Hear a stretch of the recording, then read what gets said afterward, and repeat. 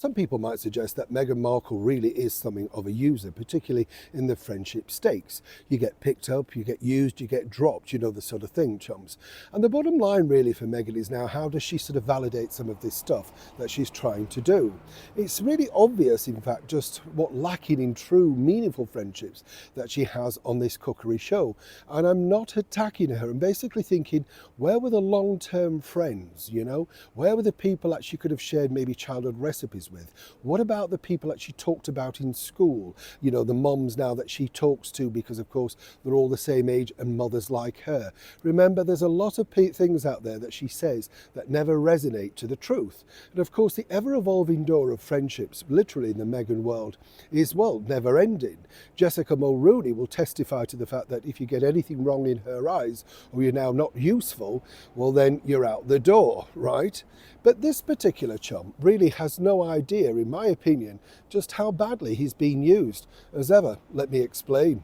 Morning, good to see you. Thank you so much for your time. We'll have a lovely wave. It's nice to have your company. And yeah, you know, this guy, remember him, Daniel Martin, the makeup artist, favoured makeup artist of Meghan Markle. And he had a big spurt, actually, when Meghan came onto the scene, part of the Dior group. And I have to say, a very talented makeup artist, you know. He can make people look good, and that's really the big thing, isn't it? Let's be honest, girls. And I work with many talented makeup artists in the makeup industry, in television. Some are magnificent, you know, they just can literally make you look almost like you've had sleep. Do you know what I'm saying? They're just terrific at their job. And Daniel, I thought, did some terrific looks on Meghan Markle, you know, made her look absolutely camera ready on many different occasions. Then he seemed to fall off the radar. And I remember an interview where he basically said, oh, you know, Meghan's doing her own makeup for this tour because clearly there were certain cutbacks, and he did seem a little bit despondent, and his friendships in and out quite a lot. I remember him posting this particular picture when he was at Windsor Castle, when Meghan was living, you know, in the grounds of Windsor.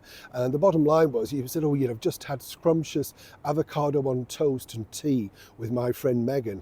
He didn't do that again. Do you know what I'm saying? Oh, no, no, no. Everything has to come with a sanction from the Markle, right? But he seemingly now, Meghan needed somebody to be literally in the show, and suddenly the hired help, Daniel, is back on board. Not only providing makeup, we're not quite sure what his fee was, if ever, for doing all the makeup on the show, but he seemingly was glad. But it was very, very obvious that Meghan truly didn't know that much about her chum, her best friend. She never sort of inquired too much about him, but you could see in the conversation she didn't know enough to keep the conversation going. Worse than that, really, he outed himself by basically claiming that, you know, he went to the tasting of the wedding cake. I remember going to that, the big event, I think it was somewhere out in Hackney that made the wedding cake, and he was invited along as a taster. But he didn't get an invite to the wedding. He's not on the wedding list, right? So you can do the makeup and you can test the wedding cake. That's a good friend, isn't it, right? Like a lot of people who didn't make the cut for the wedding. But according to a source, Meghan has a further fetch for Daniel, because you see, behind the scenes, according to that source, Meghan is looking at her own makeup range and wants expertise in this field. That doesn't mean she's going to team up with him. It means no doubt that she'll drain him of ideas, and more importantly, no doubt decide if she has to team up with him, well, it will very much be in her weight and her favour. Now, I'm not knocking Daniel. I can understand this is good for his business, good for his profile, and he comes across as a nice, amenable person.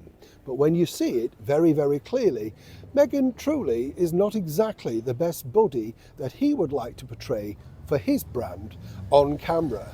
And more importantly, if he made you look that exquisite on your wedding day, wouldn't it have been nice if it had been included on the wedding guest list?